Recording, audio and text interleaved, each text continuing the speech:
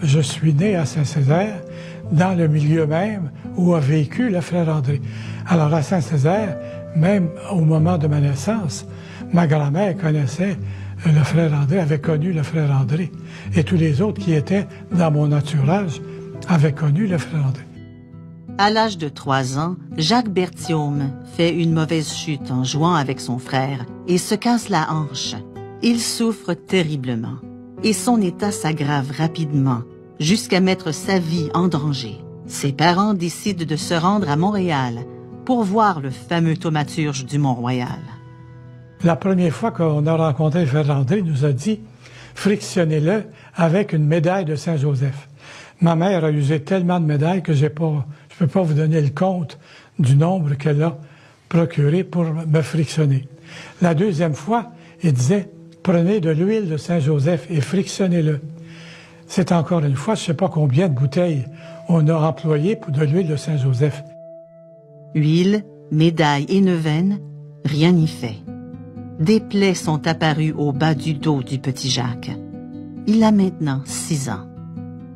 Le médecin dit à mes parents, « Je n'y comprends rien, il va mourir, faites ce que vous voudrez, mais moi, j'y peux rien. » Alors, ils ont décidé de venir voir le frère André une dernière fois. La longue file de gens qui veulent voir le frère André semble alors interminable. Et c'est à la demande même du frère que la famille Berthiaume doit attendre jusqu'au soir pour le voir. Parce que voir le frère André, c'était pas long, hein? Il passait entre 40 et 50 personnes à l'heure. Et à sa porte, c'était marqué « Soyez bref ». Mon père me dépose sur le bureau qu'on peut voir au musée du frère André. Et là, le frère André soulève l'espèce de jaquette que j'avais sur le dos et il regarde la série de plaies qui étaient là et il dit à maman « C'est vrai, c'est pas tellement beau ». Alors, il se retourne vers le fond de son bureau et ensuite, il dit à maman « Vous le frictionnerez avec de l'eau de vaisselle. » Il sonne, fini. Ça avait duré au maximum 2 minutes. Et ma mère a donc lavé la vaisselle de façon plutôt sommaire, avec les tasses, les couteaux, les fourchettes. Et après, elle m'a placé sur le banc où avait l'habitude de faire ma toilette. Elle a fait un grand signe de croix et elle m'a frictionné avec de l'eau de vaisselle.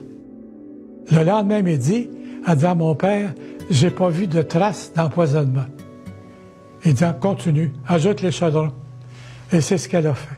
Elle a ajouté le seul chaudron qu'on avait, et là, l'eau est devenue un peu plus sale.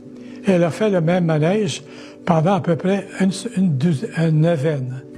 Et là, toutes les plaies se sont fermées. Alors, vous comprenez bien que tout le monde était content.